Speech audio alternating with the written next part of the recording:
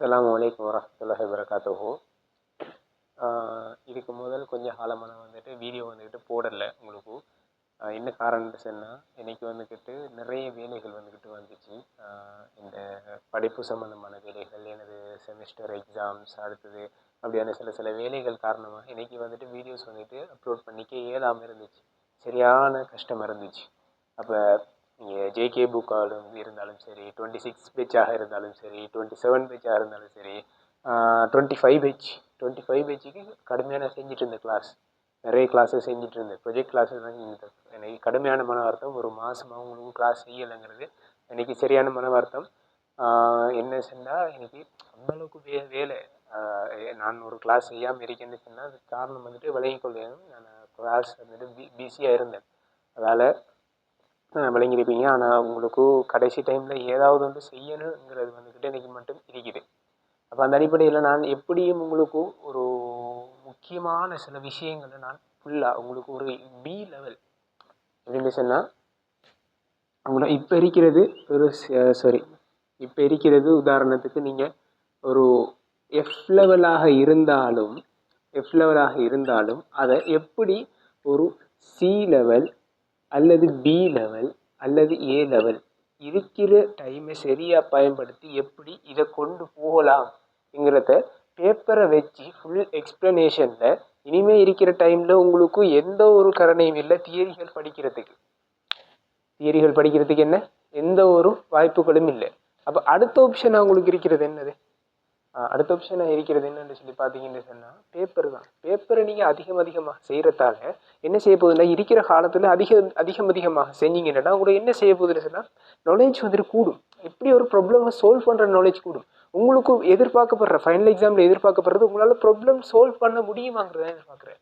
அப்போ கடைசி டைமில் நம்ம ப்ராப்ளமை சால்வ் பண்ணி பழகினு சொன்னால் என்ன செய்யலான்னு சொன்னால், கடைசி டைமில் பழகக்குள்ள உங்களால் ஃபைனல் எக்ஸாமுக்கு ஈஸியாக சரி ஏண்டா கடைசி டைம் இப்போ ஒரு ஓட்டப்போட்டிக்கு போகக்கூடிய ஆள் ஒரு ஓடுறதுக்கு, அதாவது ஓட்டப்போட்டிக்கு போகிறதுக்கு முதல் ஓட மாட்டார். அதுக்கு முதல் கொஞ்ச காலத்துக்குள்ளே ஓடி நல்லா ப்ராக்டிஸ் பண்ணுவார்.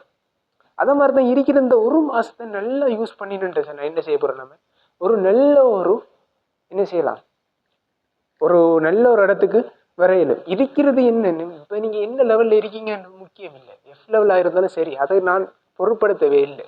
நீங்கள் ஒரு 20 மார்க்ஸ் இருக்கீங்களா, பரவாயில்ல, நீங்கள் வரலாம். பிங்கிற ஒரு லெவல், குறைஞ்சது பி லெவலுக்கு வரலான்னு நான் சொல்கிறேன். இருக்கிற காலத்தை ஒழுங்காக பயன்படுத்தினான். அதாவது பாஸ் பேப்பரை முழுமையாக படித்து தியரிகள் விளங்கலன்னு சொன்னால் தியரிகளை நம்ம ரெஃபர் பண்ணணும். திரும்ப என்ன செய்யலாம், தியரி படிக்கிறதில்லை. சில வாரம் தியரியை நீங்கள் திரும்ப உந்த காப்பு தத்துவண்டா இதான் அப்படின்னு சொல்லி ஒவ்வொன்ற தியரியை பாடமாக்கிட்டு படிக்கிறது. தியரியை எப்படி படிக்கணும்னு சொன்னால், கேள்வி மூலம் கேள்விகள் செஞ்சு அதில் பொழைக்கக்குள்ள என்ன தியரி யூஸ் பண்ணப்பட்டிருக்கு அப்படின்னு சொல்லி நீங்கள் படிக்கணும் இருக்கிற டைமுக்குள்ள. அப்படி நீங்கள் என்ன தெரியாது, அதாவது நீங்கள் படிக்காமல் எதுவும் இருக்க மாட்டீங்க. ஏதோ 1-2 யூனிட் படிக்காமல் இருக்கும். உதாரணத்துக்கு அடுத்து என்ன சொன்னால், சிலாக்கள் மெட்டர் அண்ட் ரேடியேஷன் படிச்சிக்க மாட்டாங்க, சிலாக்கள் எலக்ட்ரானிக்ஸ் படிச்சிக்க மாட்டாங்க. அப்படின்னு ஏதோ ஒரு 2-3 யூனிட் இருக்கும். இருங்க, அதை விட்டு தள்ளுங்க. 100க்கு அது ஒரு 20 மார்க்ஸ் அறிக்கட்டும், இல்லாட்டி 15 மார்க்ஸ் அறிக்கட்டும், இல்லாட்டி 30 மார்க்ஸாக தான் இருக்கட்டும், விட்டு தள்ளுங்க. மிச்சம் இருக்கிற 70 மார்க்ஸை 70+ மார்க்ஸ் இருக்கும் உங்களுக்கு. மிச்சம் இருக்கிறத எல்லாத்தையும் கூட்டி பாருங்க, மார்க்ஸ் என்ன வருதுன்னு சொல்லி. 70 மார்க்ஸ் இருக்கு. அந்த 70 எப்படி 70 மார்க்ஸுக்குள்ள யூஸ்ஃபுல்லாக 70க்கு ஒரு குறைஞ்சது ஒரு 65 எடுக்கிறங்கிற ஒரு ஃபோக்கஸ் படிச்சிங்கன்னு சொன்னால் உங்களால் உண்மையில் நல்ல ரிசல்ட்ஸ் எடுக்க முடியும். இருக்கிற டைமை சரியான முறைக்கு யூஸ் பண்ணினா மட்டும்தான் உங்களால் என்ன செய்யணும்னு சொன்னால், இந்த ரிசல்ட்ஸ் இப்போதைக்கு நான் என்ன ரிசல்ட்ஸ் காணாது அப்படின்னு சொல்லி தோணி பயமும் இல்லை, எந்த ஒரு பதட்டமும் இல்லை, நீங்கள் கவலைப்படையும் இல்லை. இருக்கிற டைமை யூஸ் பண்ணுங்க. இருக்கிற டைமை என்ன செய்யுங்க, யூஸ் பண்ணிக்கொள்ளுங்க. யூஸ் பண்ணாமல் சும்மாவே நீங்கள் என்னால் முடியாது என்று சொல்லிட்டு கடந்தீங்கன்னு சொன்னால் அடுத்து செய்யும் அது முடியாது தான். இந்த செயலையாவது ட்ரை பண்ணி இதை நீங்கள் சொன்னால் அடுத்த முறை ஒரு நம்பிக்கை வரும், என்னால் முடியும், கடைசி நான் எப்படியும் மெடிசின் பேய்த்துருவேன், எப்படி நான் என்ன செஞ்சிருவேன், மெடிசின் பேய்த்துருவேன் சொல்லி ஒரு நம்பிக்கை உங்களுக்கு என்ன செய்யும். இல்லாட்டி இன்ஜினியரிங் பேய்த்துருவேன் சொல்லி கட்டாயம் ஒரு நம்பிக்கை இருக்கு. அப்போ இதுக்கு உங்களுக்கு என்ன தேவைன்னு சொன்னால், இந்த டைமில் முயற்சி, குறைஞ்சது பாஸ் பேப்பர் எடுத்து 5 வருஷத்தை நான் எடுத்து நீங்கள் என்ன செய்யணும், முயற்சி செஞ்சு அதில் என்ன செய்யணும்னு சொன்னால் எக்ஸ்பர்ட் ஆகணும். 5 வருஷத்தை எக்ஸ்பர்ட் ஆகணும். 5 வருஷத்துல எந்த பாயிண்ட்ல எந்த கேள்வி கேட்டாலும் என்ன செய்யணும், செலுத்தக்கூடிய மாதிரி. அதாவது கடினமான கேள்வி விடுங்க, ஆக கடினமா வந்த கேள்விகளை விடுங்க. அதுல வந்துக்கிட்டு ஃபோக்கஸ் பண்ணி நின்றுச்சுன்னா, ஆக கடினமான கேள்விகளை ஃபோக்கஸ் பண்ணா அதுலேயே டைம் பேத்திரும். ஒரு அளவு எவரேஜான கேள்விகளை 80% கேள்வி இருக்கு. 20% கேள்வி, 20 இல்லாட்டி 15% கேள்வி டஃப் கேள்வி. அப்போ இந்த இடத்துல நீங்கள் என்ன செய்யணும்னு சொன்னால், எவரேஜ் கேள்விகளை ட்ரை பண்ணுங்க. திரும்ப திரும்ப திரும்ப திரும்ப திரும்ப ட்ரை பண்ணுங்க. நாங்கள் கூட திரும்ப திரும்ப ட்ரை பண்ணி தான் இந்த ஒரு நிலைமைக்கு நான் வந்தேன். சரியா? அப்போ உதாரணத்துக்கு நான் சொல்ல வரேன். இப்போ எப்படி இருந்துச்சுன்னா, நான் ஆரம்பத்தில் வந்துக்கிட்டு ஆரம்பத்தில் இருந்துச்சுன்னா ஏ லெவல் ஸ்டார்டிங்கில் நான் ஒரு நல்லா படிக்கக்கூடிய ஸ்டூடெண்ட்ஸ்னா ஒரு எவரேஜ், நல்ல ஹை டாப் லெவலில் எவரேஜ் லெவல். ஏ லெவலுக்கு வந்த உடனே இந்த ஓ லெவல் ரிசல்ட் 5A 4B. அப்போ வழங்கி கொள்ளையிலும் உங்களால் நான் ஒரு டாப் ஸ்டூடெண்ட் இல்லை, ஒரு எவரேஜ் லெவல் ஸ்டூடெண்ட். அப்போ எவரேஜ் லெவல் ஸ்டூடெண்ட் நான் என்ன செஞ்சேன்னு சொன்னால், வந்த உடனே நல்லா படிக்க தொடங்கிட்டேன். எப்படியோ அடுத்த ஏ லெவலில் நல்ல ரிசல்ட்ஸ் எடுக்கணுன்னு சொல்லி நல்லா படிக்க தொடங்கிட்டேன். நல்லா படித்த உடனே அப்படியோ கொஞ்சம் கொஞ்சமாக போகுது. ஒரு வருஷத்துல நல்லா படிக்கேன். ஃபிசிக்ஸ்லாம் ஏ ரிசல்ட்ஸ் அப்படியெல்லாம் வர தொடங்குது. அப்போ நல்லா போயிட்டுருக்கு, ஒரு நல்லபடியாக போயிட்டுருக்கு. அப்படியோ கொஞ்சம் போயிட்டுருக்க கூட திடீர்னு என்னன்னா, அடுத்த ஒரு செகண்ட் இயரில் ஏதோ ஒரு தடம்புறல் இல்லை ஏதோ ஒரு சம்பவம் நடக்குது. இன்னைக்கு ஒரு இந்த லைஃப்பில் வித்தியாசமான ஒரு சம்பவங்கள் நடக்குது. எல்லாருக்கும் தெரிஞ்ச விஷயந்தான். என்னது, ஆண்கள் பெண்கள் அப்படி லவ் அப்படின்னு சொல்லி அப்படியே ஒரு இதில் வந்துட்டு இந்த இது வந்து ரிப்பீட். ஒரு வருஷம், அடுத்த வருஷம், நெக்ஸ்ட் இயர், முதலாவது வருஷம் நல்லா போகுது. ஃபர்ஸ்ட் இயர் வந்துக்கிட்டு நல்லா போகுது. செகண்ட் இயரில் இந்த பிரச்சனை வருது. அப்படியே படிப்பு அப்படியே ஃபுல்லாக டவுன் ஆகுதுண்டு. சும்மா நார்மலாக படிக்க ரிசல்ட்ஸ் எல்லாம் சீக்கு குறையன்னு சொன்னால், உதாரணத்துக்கு 45, 50 அப்படின்னு சொல்லி அந்த அளவுக்கு படிக்கிறவே இல்லை. அப்படி அந்த அளவுக்கு போயிட்டே இருக்கு.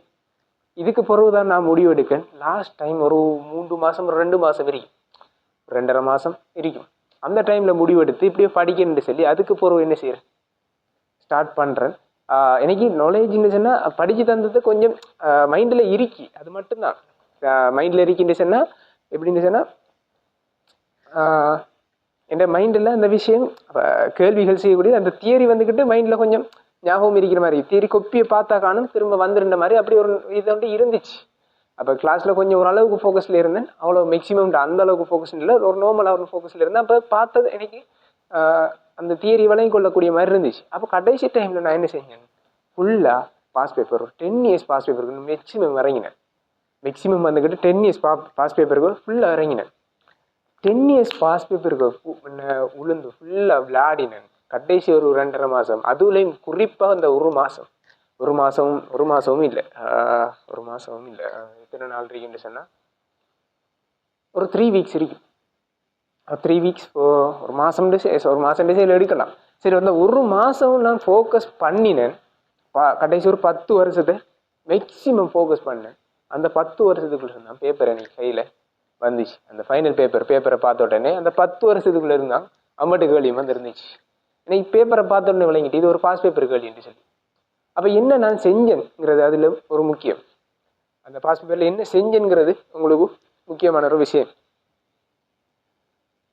அப்போ என்ன செஞ்சிருப்பேன்னு சொல்லி யோசிப்பீங்க.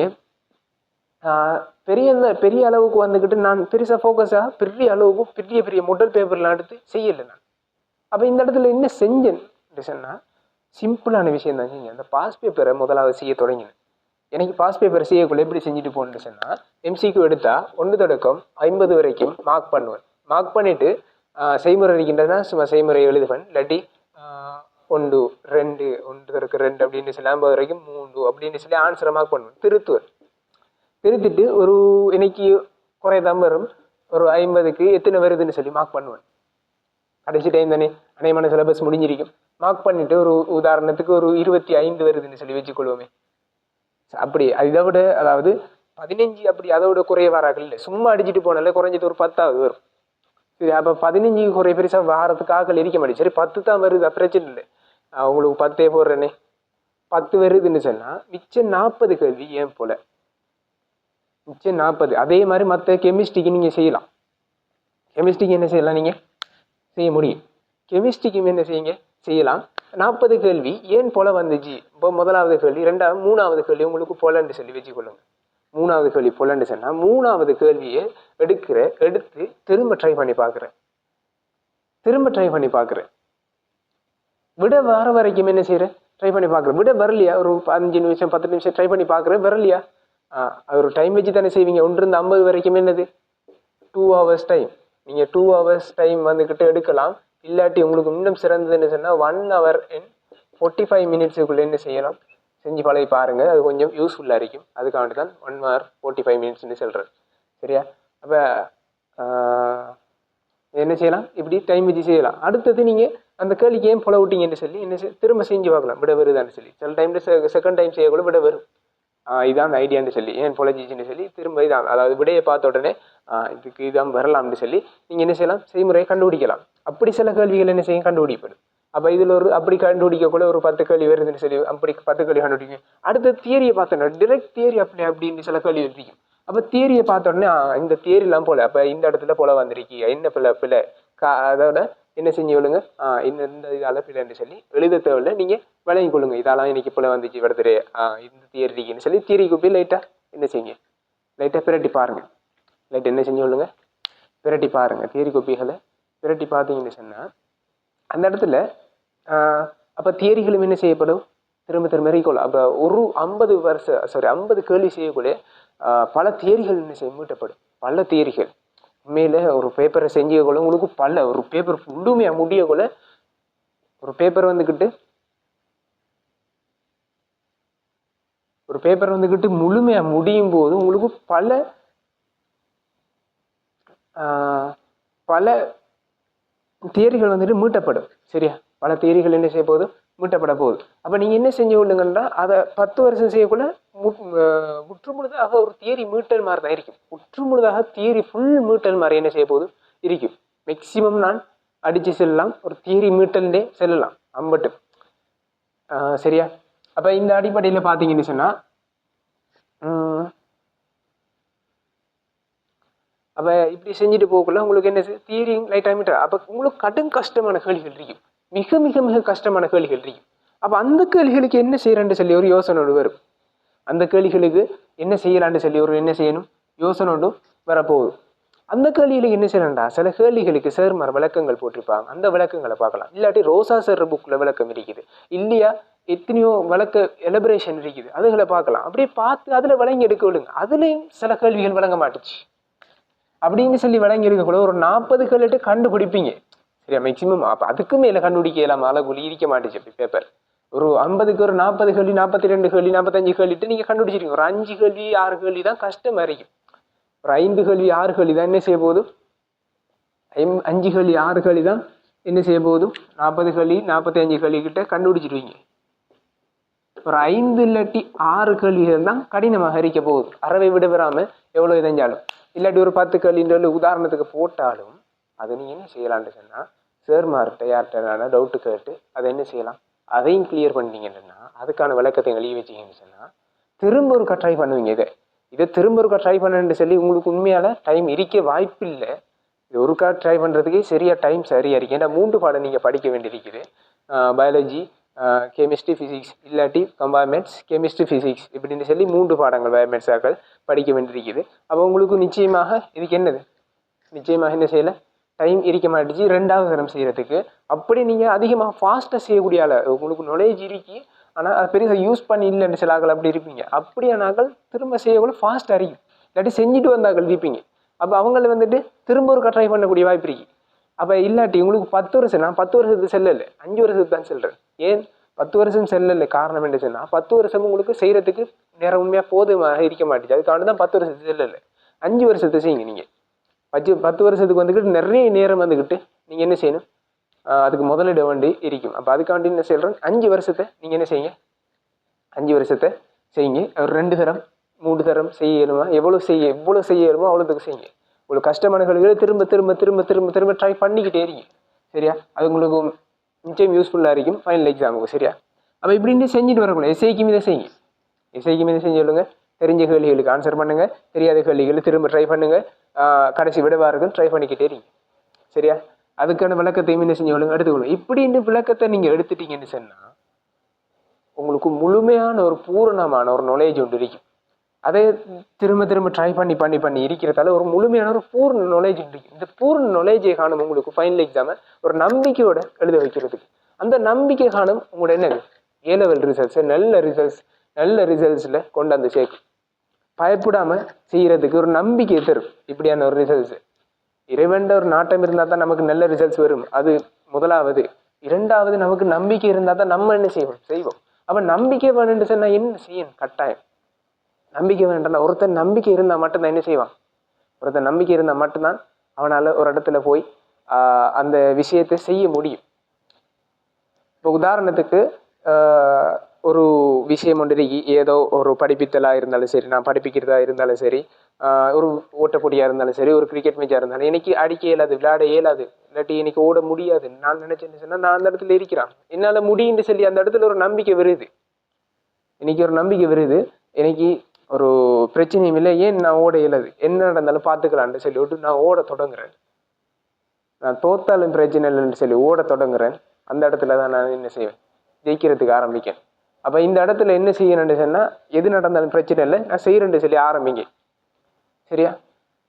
அப்போ உங்களுக்கு எப்படி ஒரு கைடு ஒன்று சும்மா நார்மலான ஒரு கைடு ஒன்று தந்திருக்கேன். இன்னும் போக போக போக சில விஷயங்கள் நான் தொடர்ச்சியாக வந்துட்டு இன்ஷா அல்லாஹ் இனிமேல் கிளாஸ் எடுப்பேன். இனிமேல் தொடர்ச்சியாக வந்துக்கிட்டு என்ன செய்வேன், உங்களுக்கு முக்கியமான விஷயங்களை அடிக்கடி வீடியோ வந்துக்கிட்டு இருக்கும். சரியா? இப்போ உங்களுக்கு அடுத்தடுத்த விஷயம் வந்துக்கிட்டு டெலிகிராம் சேனலில் மட்டும் திறந்தேன். டெலிகிராம் சேனலை மேக்ஸிமம் ஷேர் பண்ணிக்கொள்ளுங்க. ஷேர் பண்ணலாட்டி நான் தொடங்கின விஷயத்தை விட்டு பேசிடுவேன்.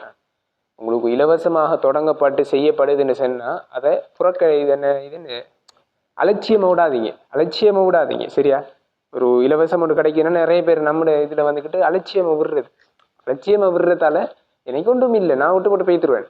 விட்டு பேசுனா கடைசி அவங்களுக்கு யார் ரிசல்ட்ஸ் வந்துட்டு பாதிக்கப்பட போகுது. இது ஒரு ஆள் ரிசல்ட்ஸை கூட இம்ப்ரூவ் பண்ணிச்சுன்னா எனக்கு அல்ஹம்துலில்லாஹ் எனக்கு போதும் அது. அப்போ அதுக்கு தான் நான் என்ன செய்கிறேன், எனக்கு இருக்கேன். அப்போ நீங்கள் என்ன செய்யணும்னு சொன்னால் இதை மேக்ஸிமம் எவ்வளோ பேருக்கு ஷேர் பண்ண இயலுமோ அவ்வளோ பேருக்கு ஷேர் பண்ணிக்கிட்டே இருங்க. அவ்வளோ பேருக்கு ஷேர் பண்ணுங்கள். அந்த குரூப்பில் எல்லாம் ஜாயின் பண்ண இதைங்க ஷேர் பண்ணுங்கள். சரியா? அப்போ அந்த குரூப்பில் நான் அப்டேட் போடுவேன். இன்னும் கொஞ்ச நாள் அப்டேட் ஒன்றும் போடலை. பாஸ் பேப்பரை செய்யுங்கன்னு சொல்லி பாஸ் பேப்பருக்கான விளக்கம் அதெல்லாம் ஒன்றும் போடலை. இனிமேல் பாஸ் பேப்பர் விளக்கம், பாஸ் பேப்பருக்கான என்ன செய்கிற எல்லாமே தரவாக வந்துக்கிட்டு எல்லாம் வந்து இறங்கும். பயப்பட தேவையில்லை. இனிமேல் எல்லாமே சரியாக நடக்கும் இன்ஷா அல்லாஹ். சரி, இப்போ நான் என்ன விஷயத்துக்கு வரேன், இன்றைக்கு ஒரு முக்கியமான ஒரு விஷயத்தை வந்துக்கிட்டு கலந்துரையாடுறதுக்கு தான் இன்றைக்கு வந்துக்கிட்டு ஒரு கிளாஸ் ஒன்று போட்டேன். என்னென்னு சொன்னால் உங்களுக்கு கிட்டத்தட்ட மொரட்டோ பேப்பர் ஒன்று நடந்துச்சு. அந்த மோரா பேப்பருக்கான விளக்கத்தை வந்துக்கிட்டு இந்த கிளாஸில் வந்துட்டு கதைக்க போகிறேன். மோரா பேப்பர் விளக்கம்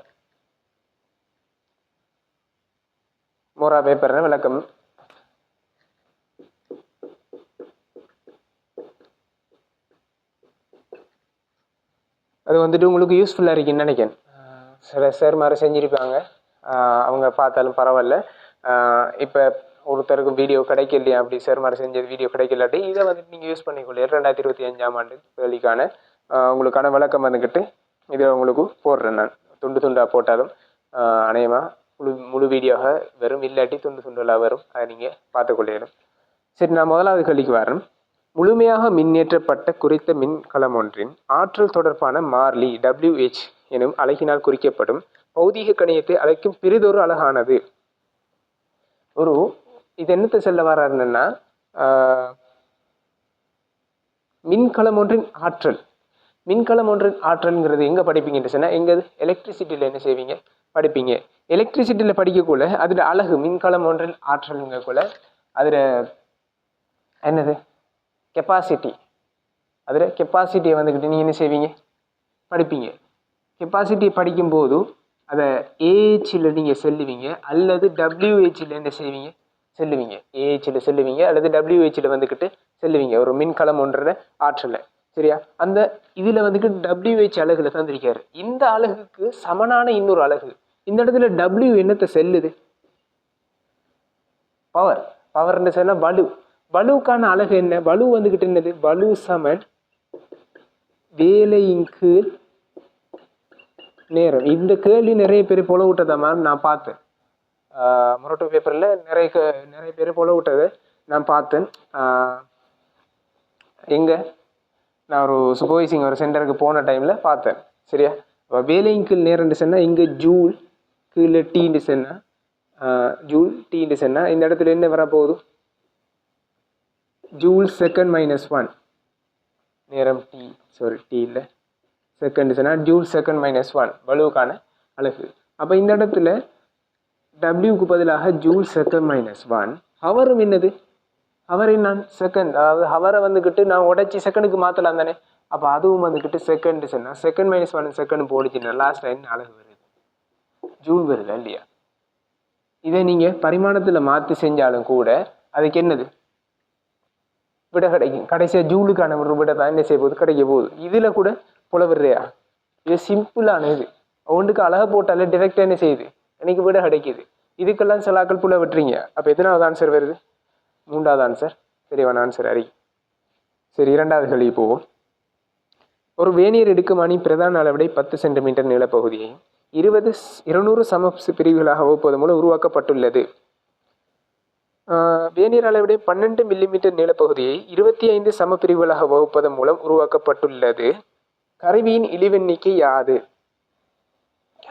கருவியின் இழிவெண்ணிக்கை யாதுங்கிறது கேள்வி.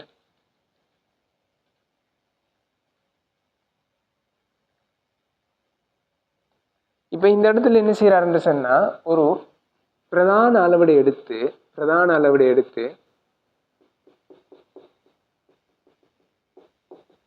இப்படி ஒரு பிரதான அளவிடை எடுத்து அதை என்ன செய்யறாருன்னு சொன்னா 10 சென்டிமீட்டரை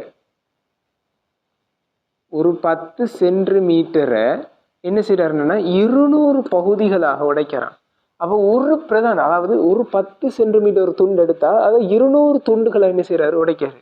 அப்போ ஒரு சின்ன பிரதான பகுதியின் நீளம் என்ன? 10/200. இந்த சென்டிமீட்டர் நான் மில்லிமீட்டருக்கு மாத்திரேன்னு சொன்னா எத்தனை வரப்போகுது? 10 தர 100 உண்டு சில வரப்போகுது. அப்போ மாத்திரம் உண்டுவா மாத்திரம் உண்டுவா, ஒரு பெரிய இஷ்யூ இல்லை. சரியா? அப்போ என்ன சொன்னா இங்கே மில்லிமீட்டருக்கு மாற்றினு சொன்னால் 10 சென்டிமீட்டர், மில்லிமீட்டருக்கு மாற்றினட்டா 100 மில்லிமீட்டர்னு சொல்லி வரப்போகுது. அந்த 100 மில்லிமீட்டர் தான் இங்கே போட்டிருக்கேன். அப்போ சுருக்க போல் என்ன சொல்லி வரப்போகுது?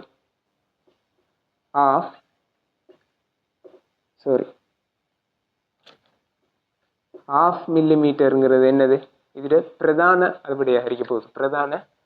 பிரதான பிரிவுண்ட ஒன்றின் நீளமாக இருக்க போகுது. பிரதான பிரிவு ஒன்றின் நீளமாக இருக்க போகுது. நீங்கள் அதில் இழிவெண்ணிக்கை காண்றதுக்கு ஷோர்ட்டாக எப்படி படிப்பீங்க? இழிவெண்ணிக்கை காண்றதுக்கு, லீஸ்ட் கவுண்டை காண்றதுக்கு ஷோர்ட்டாக படிக்கிறது. ஷோர்ட்டாக எப்படி? பிரதான பிரிவு ஒன்றின் நீளத்தை எத்தனை வேர்னியர் பிரிப்புகளாக பிரிச்சிருக்கி? 25 சம பிரிவுகளாக. 25ஆல் பிரிச்சிங்கன்னா எத்தனை வேர்னியர் பிரிப்புகளாக பிரிக்கப்பட்டிருக்கோ அந்த பிரிப்புகளாக நீங்கள் பிரிச்சிங்கன்னு சொன்னால் வார விட தான் என்னது லீஸ்ட் கவுண்ட் அறிய போகுது. இது சிம்பிளாக செய்கிறது. அப்போ இதே கொள்ள 1/2 தர 25 இங்கே பிரிக்கப்பட போகுது. அப்போ 1/50. 1/50ன்னா கீழே 2 மேலே 2ஆல் பிரிக்கணும்னு சொன்னால் 2/100 சொல்லி வரும். 2/100 சொல்லி வரப்போகுது.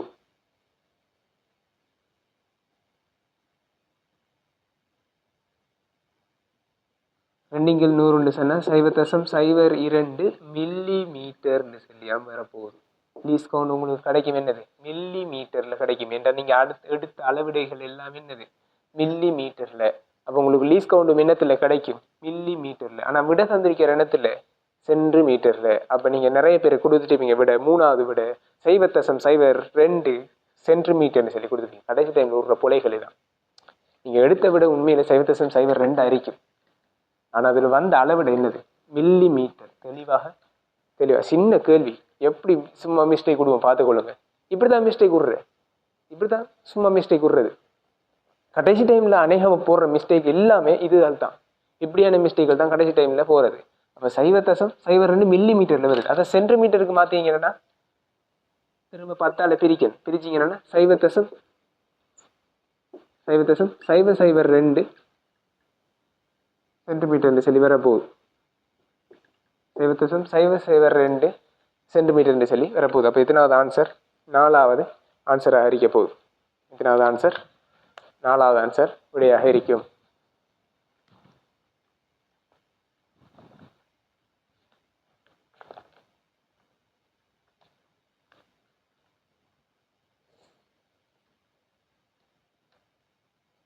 வளமையான நீங்கள் செய்கிற லாங் மெத்தடில் செய்கிறேன்னு சொன்னால் எப்படி காண்றேன்?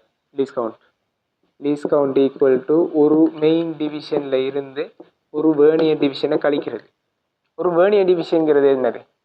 ஒரு வேர்னியர் டிவிஷனுங்கிறது 12 மில்லிமீட்டர். அவர் சொல்கிறார் 12 மில்லிமீட்டரை ஒரு வேர்னியர் டிவிஷன் காண்றேன்னா 12 மில்லிமீட்டர். அதில் வேர்னியர் டிவிஷனில் நீளம் வந்துக்கிட்டு 12 மில்லிமீட்டரை 25 துண்டுகளாக என்ன செஞ்சிருக்காரு? 25 துண்டுகளாக என்ன செஞ்சிருக்காரு? உடைச்சி. அப்போ ஒரு வேர்னியர் எவ்வளோ வரப்போகுது?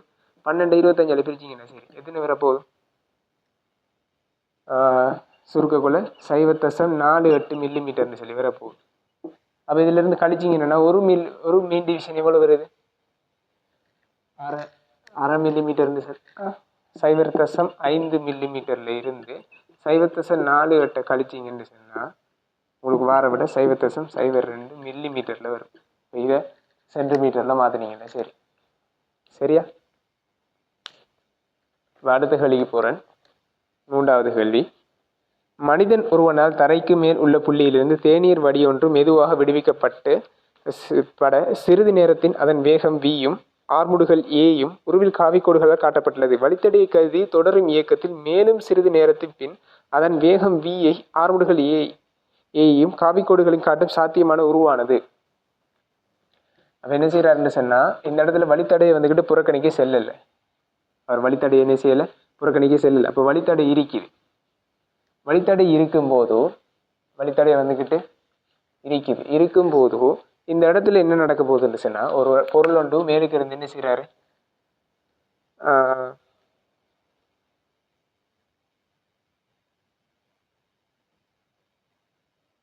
விடுவிக்கப்பட்ட சிறிது நேரத்தில் அதில் வேகம் வியாம் ஆர்முடுகள் ஏயாம் ரெண்டும் கிட்டத்தட்ட சமனாக இருக்கு. அது எந்த சந்தர்ப்பத்தில் செல்றன் இருங்க. எந்த சந்தர்ப்பத்தில் செல்றன் இருங்க. முதல்ல நான் கான்செப்டுக்கு வரேன். வழித்தடையை கருதி தொடரும் வழித்தடையை கருதித்தான் செல்லிக்கிறார். தொடரும் இயக்கத்தில் சிறிது நேரத்தை அதன் வேகம் வியையும் ஆர்முடுகளையும். அப்போ கொஞ்ச நேரத்துக்கு போயிடும். அப்போ T = T சொல்லி எடுக்கணும். T1 எடுக்கணும். T = T2ல அதில் ஆர்முடுகள் கோடு எப்படி இருக்கும்? வேகத்திற்கு கோடு எப்படி இருக்குன்னு. இப்போ வழித்தடை எப்படி செய்யும்? இயக்கம் இப்படி இருக்குன்னு சொன்னால் இயக்கத்துக்கு எதிரான திசையில். அப்போ இப்படி தான் வழித்தடை இருக்க போகுது. இப்படி ஒரு வழித்தடை இருந்துச்சுன்னு சொன்னால் ஆர்முடுகள் என்ன செய்யும்? குறைக்கும். அப்போ ஆர்முடுகள் இருந்த காவிட நீளம் என்ன செய்யும்? இது நீளத்தை தந்திருக்கார், இது பருமனை தந்திருக்கார். இந்த கோடுல நீளம் தான் என்னது? பருமன். அப்போ ஆர்முடுகளோட பருமன் என்ன செய்யும்? சின்னதாகும். ஆர்முடுகளோட பருமன் இது A1 எடுத்தேன்னா இது A2 எடுத்தேன்னு சொன்னால் A1 பெரிதாரிக்கும் A2வை விட. சரியா? அடுத்தது வேகம் என்ன நடக்குன்னு சொல்லி பாருங்க. வேகம் என்னென்ன சொல்லி நடக்குன்னு பார்த்தீங்கன்னா வேகம் என்ன செய்யும்? ஒரு பொருள் கீழே விழுந்து விழக்கோல வேகம் ஒவ்வொரு செகண்டுக்கும் என்ன செய்யும்? ஒவ்வொரு செகண்டுக்கும் அதிகரிச்சுட்டு தான் இருக்கும். ஒவ்வொரு செகண்டுக்கும் என்ன செய்யும்? அதிகரிச்சுக்கிட்டே இருக்கும். என்ன சொன்னால் ஒரு பொருள் ஒன்று விழுதுன்னு சொன்னால் ஆரம்பத்தில் T= 0 வேகம் 0 என்று சொல்லி எடுத்தீங்கன்னு சொன்னால் T= 0 வேகம் 0 என்று சொல்லி எடுத்தீங்கன்னா T= 1 எத்தனை? V வந்துக்கிட்டு 10. T= 2 V வந்துக்கிட்டு 20. அப்போ வேகம் என்ன செய்யுது? அதிகரிச்சுட்டே வருது. அப்போ வேகத்துல கூறு என்ன செய்ய போகுது? இங்கே இப்படின்னு சொன்னால் இதை விட பெரிதாக இதை V1 எடுத்துன்னு சொன்னால் இதை விட பெரிதாக வேகத்துல கூறு வரப்போகுது V2. அப்போ V2 பெரிது V1 ஆக. ஏன்னா வேகம் அதிகரிச்சுட்டே இருக்கும் ஒவ்வொரு செகண்டுக்கும். அப்போ உதாரணத்துக்கு இது 10ன்னு சொன்னால் இது 30 40 அப்படி ஏதோ இருக்கலாம். சரியா? அப்போ வேகம் வந்துட்டு அதிகமாக தான் இருக்க போகுது. அப்போ இப்படியாக வரக்கூடிய காவி இது அறிக்க போகுது விட 4வது ஆன்சர் விடையாக இருக்க போகுது. இந்த கான்செப்ட் சொல்றேன்னா வேகமும் வந்துக்கிட்டு ஆர்முடுகள் சமன் அரிக்கிற டைம் என்ன? T= 1வது செகண்ட். T= 1வது செகண்ட் எடுத்தீங்கன்னு சொன்னா ஆர்முடுகள் எப்பயும் எப்படி எத்தனை அரிக்கும்? 10 ms - 2. அது இது வேகம் எத்தனை அரிக்க போகுது? T= 1 இல்லை. ஆரம்பத்தில் ஓய்வு இருந்து விடப்பட்டா 10 ms - 1. அவர் 2 பருமன் எப்படி செய்யும்? சமன் அரிக்கும். அப்போ டி சமன் முதலாவது செகண்டில் வந்துட்டு விளைவிடப்படுது செல்ல வராரு மறைமுகமாக. சரியா? அந்த குறிப்பிட்ட ஒரு நேரத்துக்குள்ளே அந்த வழித்தடையை வந்துக்கிட்டு பெருசாக எடுக்கல, புறக்கணிக்கிற லைட்டாக அந்த குறிப்பிட்ட நேரத்துக்குள்ளே வாரது, அந்த ஒரு செகண்டுக்குள்ளே வாரத்தை, மிகச்சிறிய ஒரு நேரத்துக்குள்ளே வாரத்தை அவர் கணக்கில் எடுக்கலை. அதால தான் ரெண்டும் சமன்னு சொல்லி எடுத்திருக்காரு. ரெண்டுலேயும் என்னது சம பருமன் வார மாதிரி எடுத்திருக்காரு. ஆனால் ஆறுமுடுகள் வந்துக்கிட்டு உண்மையில் 10 வராது, ஒரு செகண்டில் உண்மையில் குறைந்து தான் வரும். ஆனால் கிட்டத்தட்ட இப்படி எடுத்திருக்காரு. ஆனால் டி சமன் ஒன்று இருக்காது, ஒன்றை விட குறைந்த ஒரு நேரத்தில் ரெண்டும் ஒன்று சமனாக வரும். சரியா? அடுத்த கேள்வி பாருங்க, 4வது கேள்வி. பின்வருவற்றில் மிகவும் உறுதியான நிலை குவாக், லெப்டன் என்பன வலிமையான குறியீடுகள் முறையே. இது ஒரு என்னது தியரி கேள்வி உண்டு. மெட்டர் அண்ட் ரேடியேஷனில் வரக்கூடிய என்னது தியரி கேள்வி உண்டு, 4வது கேள்வி. அப்போ நான் அந்த சார்ட்டை போட்டேன்னு சொன்னால் உங்களுக்கு என்ன ஈஸியாக இருக்கும். இந்த சார்ட் மூலம் வழங்கிக் கொள்வது. இது அதை மாதிரி ஒரு கேள்வி வந்தாலும் என்ன செய்யலாம், நீங்கள் விட எழுதி கொள்ள இயலும். அப்போ சார்ட்டை நான் என்ன செஞ்சு கொள்கிறேன், போட்டுக்கொள்கிறேன்.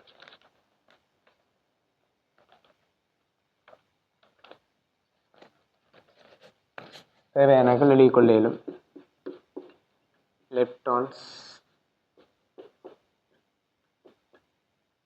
குவார்க்ஸ். இப்போ இந்த லெப்டான்ஸ் வந்துக்கிட்டு பார்த்தீங்கன்னு சொன்னால், லெப்டான்ஸை வந்துட்டு பார்த்தீங்கன்னு சொன்னால்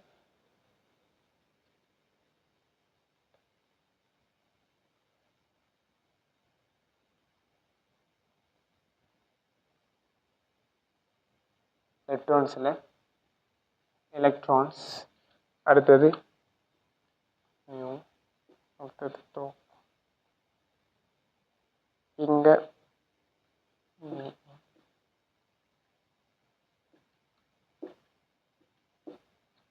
எப்படி இருக்க போதும். உங்களை குவாக்ஸில் you, D, C, up, down, அப்போ குவாக், டவுன் குவாக்,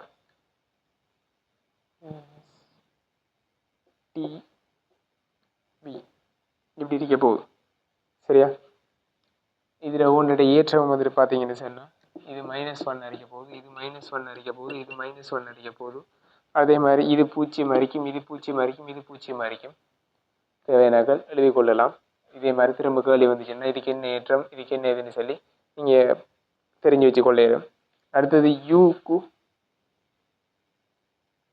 வந்துக்கிட்டு +2/3 அதே மாதிரி இவருக்கும் +2/3 இவருக்கும் +2/3 அதே மாதிரி டிக்கு வந்துட்டு பார்த்தீங்கன்னா -1/3 அதே மாதிரி இவருக்கு -1/3 இவருக்கு -1/3 இப்போ பார்த்தவங்களுக்கும் விளங்கும் என்னென்னு சொல்லி.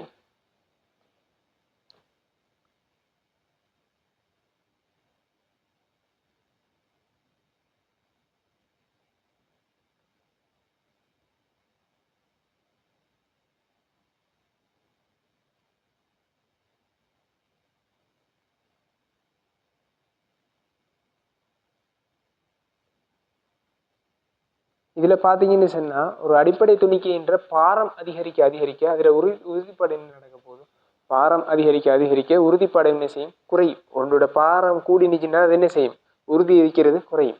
சரியா? அப்போ அந்த அடிப்படையில் பார்த்தீங்கன்னா பாரம் ஒவ்வொன்றோட பாரம்னு சொன்னால் அதில் திணிவு அந்த இதை பற்றி பார்த்தீங்கன்னு சொன்னால் இந்த பக்கம் என்ன செய்யணும்னா பாரம் இதில் என்ன செய்யும்,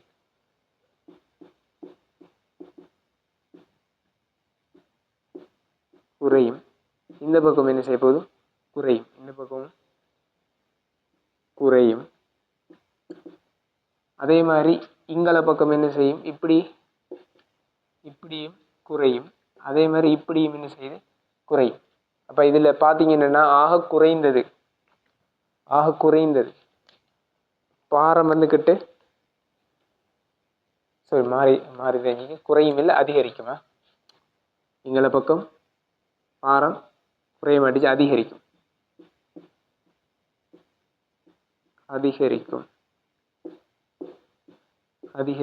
அதே மாதிரி இங்களையும் வந்துக்கிட்டு அதிகரிக்க போகுது. சரியா? பாரம் அதிகரிச்சுன்னா உறுதிப்பாடு குறையும். பாரம் அதிகரிச்சுன்னா உறுதிப்பாடு என்ன செய்ய போகுது, குறைய போகுது. அப்போ இது வந்துக்கிட்டு அதிக பாரம் அறிக்க போகுது. அப்போ இதான் அதிக குறைந்த பாரம் அறிக்க போகுது. அப்போ இவிஇ இது ரெண்டும் இங்கல பக்கம் என்ன செய்யுது, லெப்டோன்ஸில் வந்துக்கிட்டு பாரம் வந்துக்கிட்டு குறைந்த பாரம் அறிக்க போகுது. அப்போ உறுதி என்னது, கூடுதலாக இருக்கும். அதே மாதிரி இங்கலை பார்த்தீங்கன்னு சொன்னால் யூஎன்டி யூ,டி குவாக்ஸில் வந்துக்கிட்டு பாரம் வந்துக்கிட்டு மிச்சம் குறைய, உறுதிப்பாடு என்னது கூட. பாரம் வந்துக்கிட்டு குறைய, அப்போ உறுதிப்பாடு என்னது அதிகமாக அறிக்க போகுது. அப்போ இது இதில் ரெண்டில் ஏதாவது ஒன்று வரக்கூடிய இந்த ரெண்டு இங்கால குவாக்ஸ் லெப்டன்ஸ் இது ரெண்டுலையும் ரெண்டு மிக்ஸ் ஆகி வரக்கூடிய விட ஒன்று உங்களுக்கு விடையாக கிடைக்கும். இது நிச்சயமாக அது இது என்னது வரக்கூடிய தியரி பாட்டை தான் இருக்குது. சரியா, கவலைப்படுத்தவில்லை. நீங்கள் தியரியை மட்டும் இது என்னென்று சொல்லி வழங்க, அதாவது இது வந்துட்டு மெட்டர் அண்ட் ரேடியஸில் படிக்கக்குள்ள தான் உங்களுக்கு வழங்கும். ஒரு அடிப்படை துணிக்கைங்கிறது என்னன்னு சொன்னால், ஒரு துணிக்கை அதாவது ஒரு ஒரு அணுவண்டை இன்னும் மேலும் பிரிக்கும் போது இங்கே இந்த துணிக்கைகள் வந்துக்கிட்டு வரப்போகுது. லெப்டான் குவாக்ஸ்னு உடைய போது லெப்டான்ஸில் 6 துணிக்கைகள், குவாக்ஸில் 6 துணிக்கைகள்னு சொல்லி உடையும். அதில் எலக்ட்ரான் அப்படின்னு சொல்லி இருக்குது. அதெல்லாம் வந்துக்கிட்டு நீங்கள் எங்கள் மெட்டர் அண்ட் ரேடியேஷனில் படிக்கும்போது உங்களுக்கு தெளிவாக விளக்கும். இல்லாட்டி இந்த ஒரு அட்டவணை ஞாபகம் இருந்தாலே எந்த கேள்வினாலும் உங்களால் செய்ய முடியும். கவலைப்படுத்தோட இந்த அட்டவணை மட்டும் ஞாபகம் இருந்தால் சரி, இதை மட்டும் நோட் பண்ணியிருந்தாலும் காணும். சரியா, இப்படியான கேள்விகள் வரும்போது செய்யலாம். அதே மாதிரி U+UUD அப்படின்லாம் இருந்தானே, அதெல்லாம் பாஸ் பேப்பரில் வரும்போது பார்க்கலாம். அப்படி சில விஷயங்கள் தெரிஞ்சிருந்தாலே எம்சிக்யூலாம் சிம்பிளாக செய்யலாம். சரியா, அப்போ இந்த அடிப்படையில் பாரம் வந்துக்கிட்டு என்னது உறுதியை கேட்டிருக்காரு. அப்போ இந்த பாரம் குறைந்தது தான் என்னது உறுதி கூடிய அறிக்கும். அப்போ இதெல்லாம் இது ரெண்டு இது லெப்டன்ஸில் இது பாரம் குறைந்தது, இது உறுதி கூடினது, குவாக்ஸில் இது உறுதி கூடினது எடுத்து வச்சுக்க. அப்போ இது ரெண்டும் கலந்து மிக்ஸ் ஆகி விடக்கூடிய விட தான் விடை அறிக்க போகுது. இப்போ ரெண்டு மிக்ஸ் ஆகி வரக்கூடியது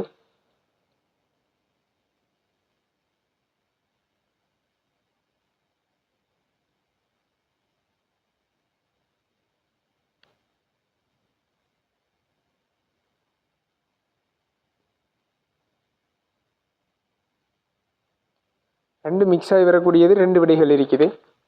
முதலாவதும் அடுத்தது எத்தனை, நாலாவது EUDE என்று சொல்லி வருது. EUDE என்று சொல்லி என்ன செய்யுது வருது.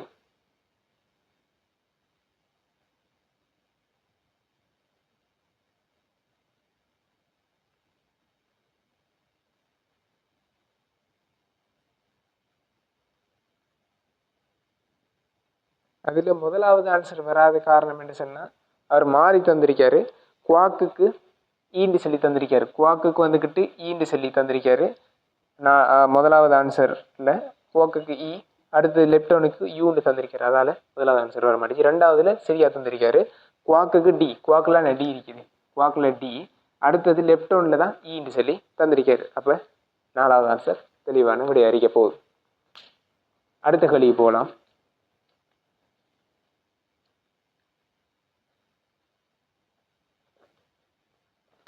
அடுத்த கேள்வி ஒரு பொது நாலேஜ் மாதிரி எடுத்திருக்காங்க கேள்வி. சரி, இருந்தாலும் பார்ப்போம்.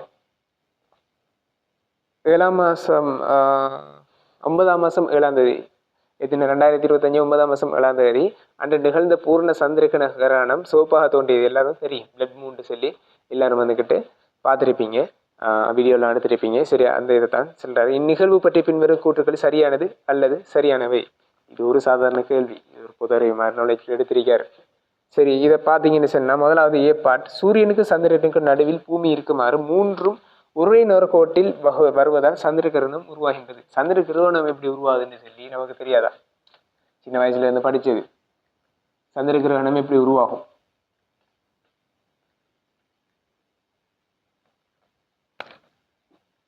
இங்க சன் இருந்துச்சுன்னு சொன்னா,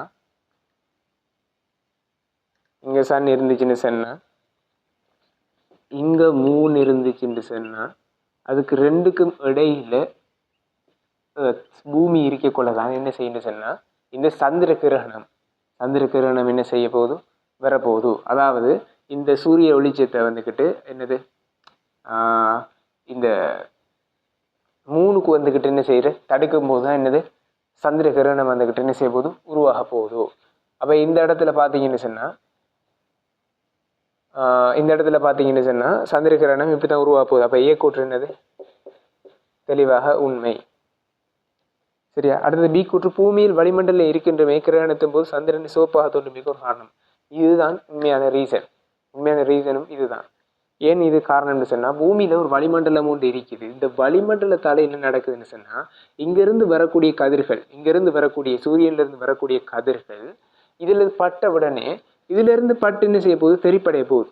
சந்திரர்கள் என்ன செய்ய போகுது? தெரிப்படைய போகுது. இப்ப இதுல இருந்து பட்டு தெரிப்படையக்கூடிய கதிர்கள்ல பல நிறங்களாக என்ன செய்யும்? விப்ஜுவல்ல பல நிறங்களாக உடையும். அந்த நிறங்களாக உடையிறதுல வேகம் குறைந்ததெல்லாம் என்ன செய்ய மாட்டுச்சு? சந்திரனுக்கு போக மாட்டுச்சு. வேகம் குறைந்தது எதுவும் என்ன செய்ய மாட்டுச்சு? சந்திரனுக்கு போக மாட்டுச்சு. வேகம் கூடின ஒரே ஒரு கதிர் ரெட். அந்த ரெட் வந்துக்கிட்டு போறதாலதான் இந்த மூன் வந்துக்கிட்டு சிவப்பு கலர்ல தோன்றிருக்கு. அதனாலதான் பிளட் மூன் சொல்லி இறைஞ்சிருக்காரு. அப்ப இந்த வளிமண்டலம் அந்த இடத்துல பிரித்து அனுப்புற காரணத்தாலதான் இந்த இடத்துல என்ன நடக்குது? பிளட் மூன்ங்கிறது நமக்கு தோன்றுதோ. சரியா? அப்ப பி கூற்றும் தெளிவாக உண்மை. சி கூற்று பார்த்தீங்கன்னு சொன்னா குறித்த ஒரு ஊடகத்துக்கு வெவ்வேறு நிறங்களுக்கு வெவ்வேறு முறிவு சுட்டிகள் இருப்பதும். அப்போ ஒவ்வொரு ஊடகத்திலையும் ஒவ்வொரு இதுக்கு வந்துக்கிட்டு நிறத்துக்கு வந்துக்கிட்டு வெவ்வேறு முறிவு சுட்டி இருக்குது. அதுல சிவப்பு நிறத்துக்கு எல்லாவற்றிலும் குறைந்த முறிவு சுட்டி. சிவப்பு நிறத்துக்கு குறைந்த முறிவு சுட்டின்னு சொல்றாரு. உண்மை. காரணம் என்னன்னு சொன்னா ரெட். அதாவது ரெட்ன்னு சொல்லி எடுத்தீங்கன்னு சொன்னா ரெட்ன்னு சொல்லி எடுத்தீங்கன்னு சொன்னா சிஓவி, அதாவது சமன்பாடு என்னது? ஒரு முறிவு சுட்டிக்கான சமன்பாடு. முறிவு சுட்டிக்கான சமன்பாடு என்னது? சிஓவ. சிங்கிறது என்னது? ஒளியில வழியின்ற வேகம். சாரி, வழியின்ற ஒளியின்ற வேகம். வழியில ஒளியின்ற வேகம். இது அந்த ஊடகத்துல அந்த ரெட்டிட வேகம். ஊடகத்துல அந்த ரெட்டிட வேகம். அப்ப இந்த இடத்துல வேகம் கூடும்போது ரெட்டிட வேகம் கூட. ரெட்டிட வேகம் கூடும்போது முறிவு சுட்டி என்ன செய்யுது? நல்லா குறைய விரிக்கும். நல்லா என்னது? குறைவாக விரிக்கும். எல்லாவற்றிலும் குறைந்த முறிவு சுட்டி இருப்பது கிரகணத்து போது சந்திரன் சிவப்பா தோன்றுமை காரணம். அப்ப முறிவு சுட்டி குறைங்கிறதால வேகம் கூட இந்த சில வராரு. வேகம் கூடினதால இது நடக்குன்னு சிலர். அது உண்மையா? தெளிவான காரணம். அப்ப ஏபிசி மூன்றும் சரியாக இருக்க போகுது. அடுத்த கேள்வியை பார்ப்போம். பிஎன் சந்தி இருவாயில் சந்தியில் உள்ள தடுப்பு அழுத்தத்தின் பெருமானம் 0.5 வோல்டேஜும் சந்தியில் உள்ள வருதாக்க பிரதேசத்தின் சராசரி மின்புலச் செறிவு 5×15 வோல்ட் மீட்டர் -1 ஆயின் வருதாக்க பிரதேசம் தடிப்பு யாது?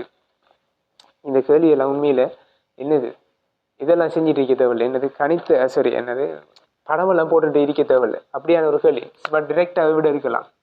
என்ன சொன்னால் ஒரு பிஎன் டிரான்சிஸ்டரில் ஒரு வரிதாக்க பிரதேசம் ஒன்று என்ன செய்ய போது உண்டாகும். அந்த வரிதாக்க பிரதேசத்தில் எவ்வளவு நீளம்னு சொல்லலாம் கேள்வி.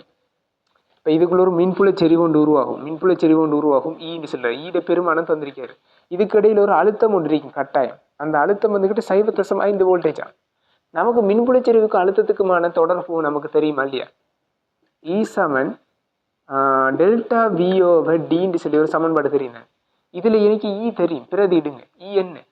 5×10⁵ சமன் வி என்னது? Delta V. அடுத்த வித்தியாசம் 0.5 சமன் டி. இப்ப டியை கண்டுபிடிக்கலாமா இல்லையா? டி ஈக்குவல் டு என்ன வரப்போகுது? 5×10⁵ கீழே 0.5. அப்ப கீழையும் மேலையும் 10ஆல் திரும்ப பெருக்கிறேன். பெருக்கினா இந்த 5 வெட்டுப்பட போகுது. 1×10⁶ சொல்லி வரப்போகுது. 1×10⁶ இப்படி சொல்லி என்ன செய்ய போகுது? விட வரப்போகுது. அப்போ 1×10⁶ சொன்னா ஒரு மியூ மீட்டர்னு சொல்லி ஆன்சர் கிடைக்கும். சரியா? அப்போ ஆன்சர் 3வது ஆன்சராக விட கிடைக்கும். 7வது கேள்விக்கு போவோம்.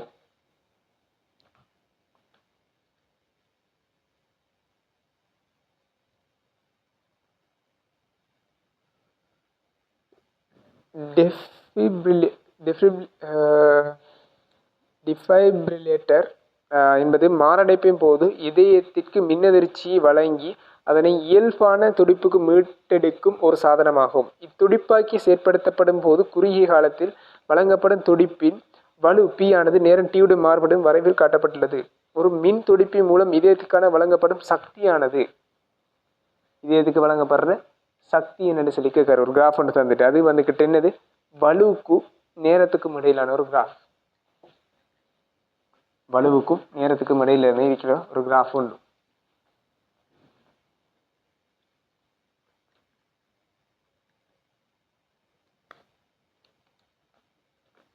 அப்ப அந்த கிராஃபை நான் கீறுன்னு சொன்னா பிடி அது வந்துட்டு மில்லி செகண்டில் தந்திருக்காரு. இப்படியான ஒரு கிராஃப் ஒன்று தராரு. பளு வந்துக்கிட்டு இந்த இடத்துல 750, இந்த இடத்துல இது வந்துட்டு 3 மில்லி செகண்ட். இதயத்துக்கு வழங்கப்படும் சக்தி, இதயத்துக்கு வழங்கப்படும் சக்தி என்று சொல்லி கேட்காரு. அப்போ டபிள்யூ சமன் சக்தி இ சமன் இ/டி தானே, பி பளு. அப்போ இ ஈக்குவல் டு என்ன, P into D. P into D இதுக்குள்ள என்ன வரப்போ, இந்த கிராஃபில் என்னது, பரப்பு.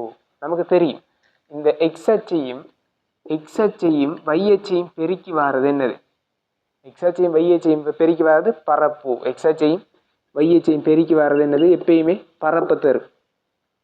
அதே இது y/x, இது வந்துக்கிட்டு y, இது x. அப்போ y/x தரது எப்பயுமே என்னது, படித்திறன். ஒரு கிராஃபில் இது ரெண்டு தான் தேவை, வேற எதுவுமே இல்லை. ஒரு கிராஃப் கேள்வி செய்ய போறீங்கன்னு சொன்னா, ஒரு கணித்தல் இருந்துச்சுன்னு சொன்னா அதுக்குள்ள மேக்சிமம் இந்த பரப்பும் படித்திறன் தான் உள்வாங்கப்பட்டிருக்கும். அதுக்குள்ள எப்படி பரப்பை காண்ற, இல்லாட்டி எப்படி படித்திறனை காண்ற, இல்லாட்டி வேற ஏதாவது ஒரு செய்முறை இருக்க போகுது. மேக்சிமமா இது ரெண்டு தான் இருக்கும். சரி, இருந்தாலும் இதுக்குள்ள வந்துட்டு என்ன செய்யப்பட்டீங்கன்னா, பிடி, பி என்னது YHல வருது, டி XHல வருது. அப்போ என்னது தருது, பரப்பு. அப்போ இதில் சக்தி என்னது தருது, பரப்பை தருது. அப்போ இ ஈக்குவல் டு பரப்புன்னு சொன்னீங்கன்னா, இதில் பரப்பு என்ன வரப்போகுது, 750 தர 3 தர மில்லி செகண்ட் வந்திருக்காரு. அப்போ 10⁻3, 10⁻3. அப்போ சுருக்கினீங்கன்னா 2250 தர 10⁻3. ஸோ 2.25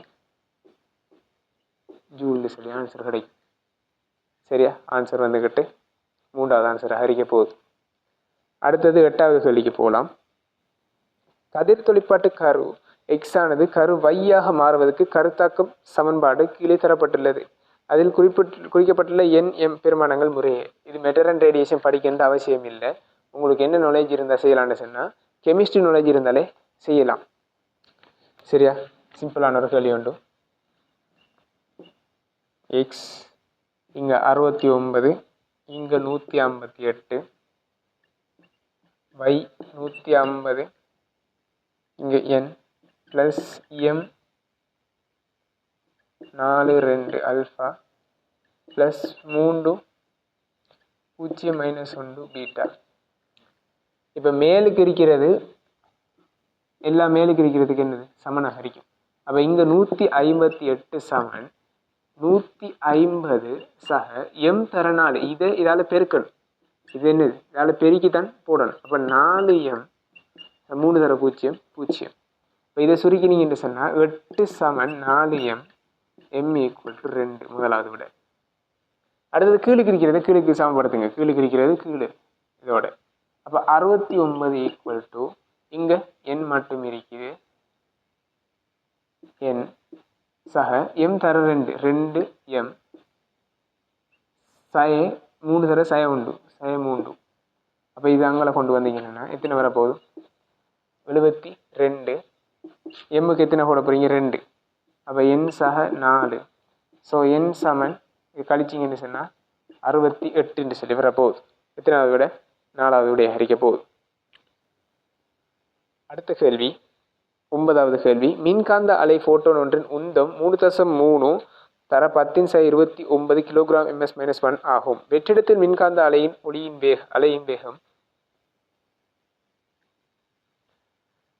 அலையின் வேகம் சி 3 தர 10⁸ ms-1 ஃப்ளங்கின் மாறிலி h 6 தர 10⁻34 குறித்த ஃபோட்டோனின் அதிர்வெண் மீடியன் என்ன FN என்று சொல்லி கேட்காரு. FNங்கிறது தான் கேள்வி. அப்போ இந்த இடத்துல இது ஒரு பெரிய கேள்வி இல்லை, 2 சமன்பாடுகள் உங்களுக்கு தெரியணும். இதுவும் வந்துக்கிட்டு என்னது மெட்டரில் வரக்கூடிய ஒரு கேள்வி தான். முதலாவது உங்களுக்கு லம்டாக்கான சமன்பாடு தெரியும். லம்டா சமன் h/mvங்கிற ஒரு சமன்பாடு தெரியணும். அடுத்தது E = mc²ங்கிற ஒரு சமன்பாடு தெரியணும். அடுத்தது E = 12mv². இந்த 3 சமன்பாடு தெரிஞ்சால் இந்த இப்படியான வரக்கூடிய கேள்விகள், அதாவது ஃப்ளங்கின் மாறிலி, ஒளியின் வேகம், இப்படியான கேள்வி வரக்கூடிய கேள்விகளுக்கு என்ன செய்யலாம், டிரெக்டாக நீங்கள் விட கண்டுபிடிக்க.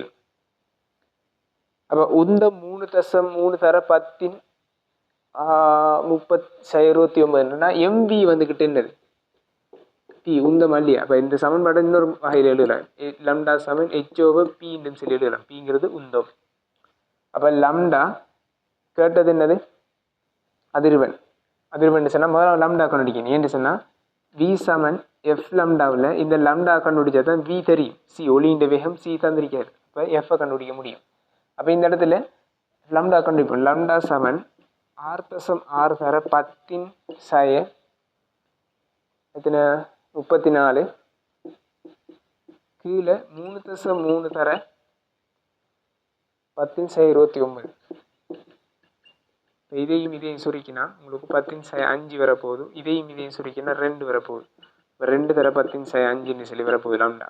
இப்போ வேகம் வந்துக்கிட்டு 3 தர 10/8 எஃப் தர 2 தர 10/5. இப்போ இது சுருக்கினா எஃப் சமன் 1.5 தர 10/13 சொல்லி வரப்போகுது. 1.5 தர 10/13 எத்தனாவது, 4வது ஆன்சர் விடையாக இருக்கும். அடுத்த கேள்வி 10வது கேள்வி போகலாம். தனிமையில் உள்ள ஆர் அறையுடைய கோளவடிவ கோளம் ஒன்று சீரான அடர்த்தி ரோ உடையது. இக்கோளின் மேற்பரப்பில் அலகு பரப்பினூடாக ஈர்ப்பு பாயத்தின் பருமன். ஈர்ப்பு பாயத்தின் பருமன் அதென்னது? ஈர்ப்பு பாயத்தின் பருமன். ஈர்ப்பு பாயம் மின்பாயம் தெரியும். அது என்ன ஈர்ப்பு பாயம்? ஈர்ப்பு பாயம் படிச்சுட்டு இல்லையா? நீங்க படிச்சுதானே இருப்பீங்க. ஈர்ப்பு பாயம் அதாவது ஈர்ப்பு புல செறிவு.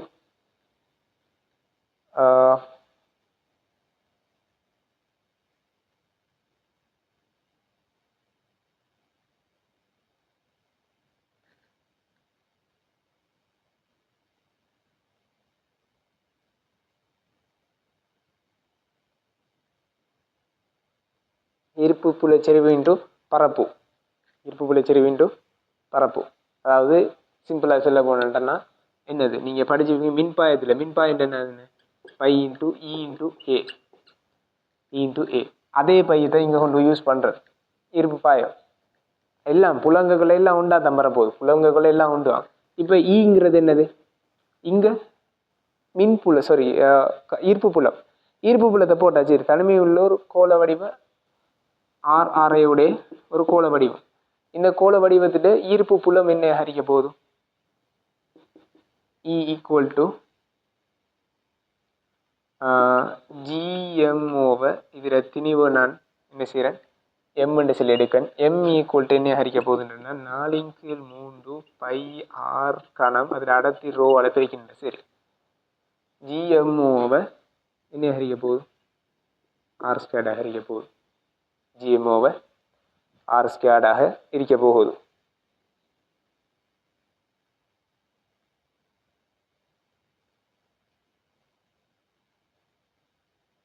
ஜிஎம்ஓவை ஆர் ஸ்கொயர்டாக இருக்க போகுது. அப்போ இந்த இடத்துல ஜிஎம்ஓவை ஆர் ஸ்கொயர்ட் அதில் தெளிவாக சொல்லியிருக்கிறேன்னு சொன்னால் ஓரலகு பரப்பினூடாகன்னு சொல்லிக்காரு. அப்போ ஏ ஈக்குவல் டு என்ன, ஓரலகுங்கிறதால 1/1. அப்போ இதான் இதில் மின்புலமாக இருக்க போகுது. சாரி, ஈர்ப்பு புலமாக இருக்க போகுது. ஈர்ப்பு புலச்செறிவாக இருக்க போகுது. சாரி, ஈர்ப்பு பாயம் அறிக்க போகுது. ஜி எம்முக்கு பதிலாக நீங்கள் என்னதை கொண்டு போய் போடுப்பீங்க? இதை கொண்டு போய் போடுப்பீங்க. 4/3 பை ஆர் கணம் ரோ. கீழே ஒரு ஆர் வர்க்கம் இருக்குது. இதுவும் மட்டும் படிச்சுன்னா ஆர் மட்டும் மிஞ்சும். அப்போ 4/3 ஜி பை ஆர் ரோன்னு சொல்லி உங்களுக்கு என்ன செய்ய போகுது? விட வரும். எத்தனாவது? 4வது ஆன்சர் தெளிவான விடையாக இருக்க போகுது. அடுத்த கேள்விக்கு போவோம். 11வது கேள்வி. 212 ஹெர்ட்ஸ் 210 ஹெர்ட்ஸ் மீட்டரன்களை உடைய ஒளிமுதல்கள் இரண்டு ஒன்றாக ஒலிக்கும் போது ஊடகம் ஒன்றின் உருவாகும் அலைகள் மேற்பொருந்துகை அடைவதால் ஊடக மூலகம் ஒன்றின் இடப்பெயர்ச்சி எக்ஸ் நேரம் டியுடன் மாறுபடுவதை குறிப்பதில் சாத்தியமானது. 11வது கேள்வி ஒரு இலகுவான ஒரு கேள்விதான். அதில் எந்த ஒரு கடினமும் இல்லை. இதில் என்னென்னு சொல்ல கேட்டுக்கிறேன்னு சொன்னால், ஒரு அடிப்பு மீடிரன் எப்படி கண்டுபிடிப்பீங்க?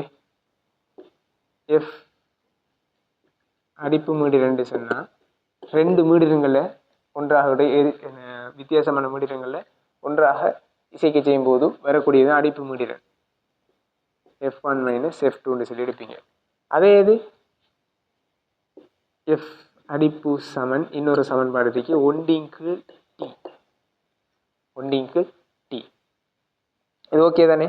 இப்போ இது நமக்கு தெரியும், எஃப் அடிப்புக்கான ரெண்டு சமன்பாடுகள் தான் இருக்குது, ரெண்டு சமன்பாடுகள் இருக்குது, அதில் பயன்படுத்தப்படுறோம்.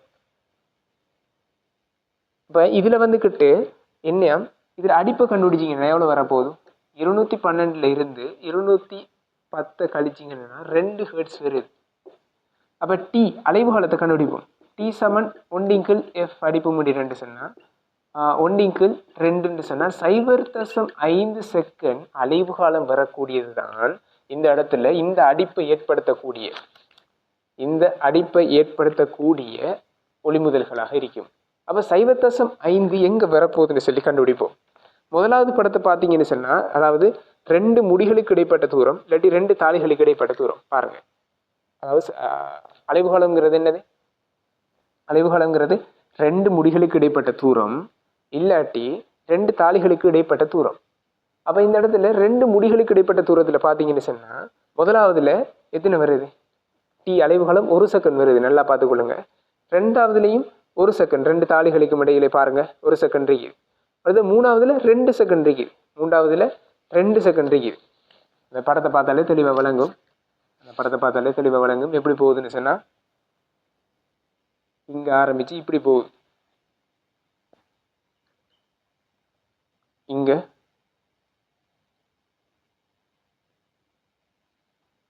இப்படி போகுது.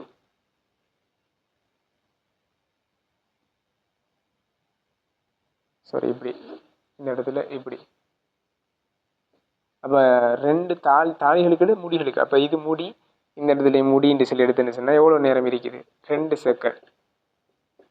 சரியா? அடுத்தது எத்தனை?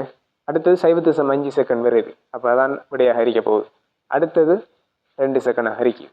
அப்போ 11ஆவதுக்கு ஆன்சர், 11க்கு ஆன்சர் 4ஆவது இருக்கும். அடுத்த 12ஆவது கேள்வியை பார்த்துக்கொள்ளுங்க. செப்பு வெள்ளி திரவியங்கள் சார்பான குறித்த திரவம் ஒன்றின் தோற்ற விரிவு குணகங்கள் முறையே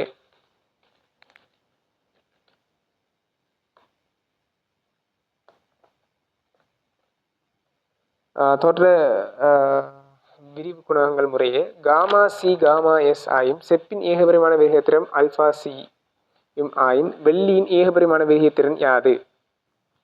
வெள்ளியின் ஏகபரிமாண விரிகைத்திறன் யாதுன்னு சொல்லி கேள்வியாக கேட்டிருக்காரு. இதுக்கு வந்துக்கிட்டு முக்கியமான ஒரு சமன்பாடு நமக்கு தெரியணும். என்ன சமன்பாடு? ஒரு தோற்ற விரிவுக்கான சமன்பாடு ஒன்று.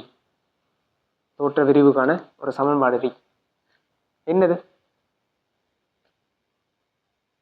ஒரு பாத்திரத்துல எடுத்தீங்கன்னா தண்ணி தோற்ற விரிவு சக பாத்திரத்தின் விரிவு நமக்கு தோன்றது, அது விரிவு. பாத்திரத்துல என்னது? தோன்ற விரிவு. அடுத்தது பாத்திரத்தின் விரிவு. ரெண்டை சேர்க்கிறது உண்மை விரிவுக்கு எப்படி இருக்க போகுது? சமனாக இருக்க போகுது. உண்மை விரிவுக்கு சமனாக இருக்க போகுது. சரியா? அந்த அடிப்படையில் இதுல என்னது? தோற்ற விரிவு. இனத்துல தோற்ற விரிவு சொல்லிக்காரு. முதலாவது எல்லாத்துல, அதாவது காமாசிங்கிறது செப்பிட தோற்ற விரிவாங்க. அதே மாதிரி காமா எஸ்ங்கிறது வெள்ளிட தோற்ற விரிவாங்க. அப்ப நான் முதலாவது செப்பு கெடுத்துன்னு சொன்னா காமாசி தோற்ற விரிவு சக பாத்திரத்தின் விரிவு அதுல என்னது? பாத்திரத்தின் ஏகபரிமாண விரிகைத்திறன் என்னென்று சொல்லிக்காரு. ஏகபரிமாண விரிகைத்திறன் வந்துக்கிட்டு அல்பா சின்னு சொல்லிக்காரு. அப்ப ஏகபரிமாண விரிகைத்திறன் சொன்னா இது கனவளவு தான் விரிவு அடைய போகுது. அப்ப என்ன வரப்போகுது? இதுல காமா ஈக்குவல் டு 3 அல்பா சின்னு சொல்லி வரப்போகுது. இதுல காமா ஈக்குவல் டு பாத்திரத்தின் விரிவு காமா சொல்லி போட போறீங்க, காமா. அப்ப அந்த காமா ஈக்குவல் டு என்ன அறிக்க போகுது? அவர் என்ன தந்திரிக்காருன்னு சொன்னா ஏகபரிமாண விரிகைத்திறன். ஏகபரிமாண விரிகைத்திறன் 3 மடங்கு என்னது? காமாக்கு சமன். அதாவது பாத்திரத்தின் அந்த கனவள உரிகையில இதுக்கு வந்துக்கிட்டு சமன் அறிக்கும். அப்ப இந்த இடத்துல 3 ஆல்ஃபா சி ஈக்குவல் டு உண்மை விரிகைத்திறனுக்கு நான் என்னென்ன எடுக்கணும்னு சொன்னால் காமாண்டு சொல்லி எடுக்கணும். உண்மை விரிகைத்திறனுக்கு காமாண்டு சொல்லி எடுக்கணும். செப்புடது அடுத்தது வெள்ளிடது gamma S plus 3 alpha alpha தானே கேட்டிருக்காரு, ஆல்ஃபா எஸ்ன்னு சொல்லியிருக்கேன். இதுக்கும் காமா, ஏன் காமா ரெண்டுக்கும் காமா போட்டேன்?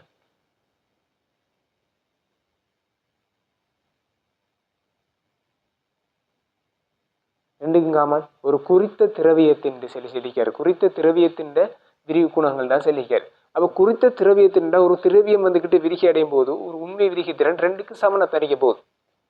ஒரு உண்மை விரிகைத்திறன் எப்படி போகுது? இரண்டுக்கும் சமனை தரிக்க போகுது. ஒரு திரவம் எப்படி விரியுதுன்னு சொன்னால் உண்மையில அது என்னது சமனை தரிக்க போகுது ரெண்டுக்கும். அப்போ அதனால தான் ரெண்டுக்கும் காமாவை போட்டிருக்கேன். இப்போ ரெண்டையும் சமப்படுத்துனீங்கன்னு சொன்னால் gamma C plus 3 alpha C plus gamma S plus 3 alpha S. இவங்களை போய் கழிச்சிங்கன்னா ஆல்ஃபா எஸ் தானே கேட்டிருக்காரு. வெள்ளிடு ஏபரிமான விரிகைத்திறன் தானே. இப்போ 3 alpha S equal to gamma C minus gamma S plus 3 alpha C. So alpha S equal to gamma C minus gamma S plus 3 alpha C கீழே 3. இதுதான் இந்த விட வரத்துக்கான காரணமாக இருக்க போகுது. அப்போ இந்த கேள்வி வந்துக்கிட்டு தெளிவாக எல்லாருக்கும் வழங்கியிருக்குன்னு நினைக்கிறேன். அப்போ அடுத்த கேள்விக்கு நம்ம போகலாம்.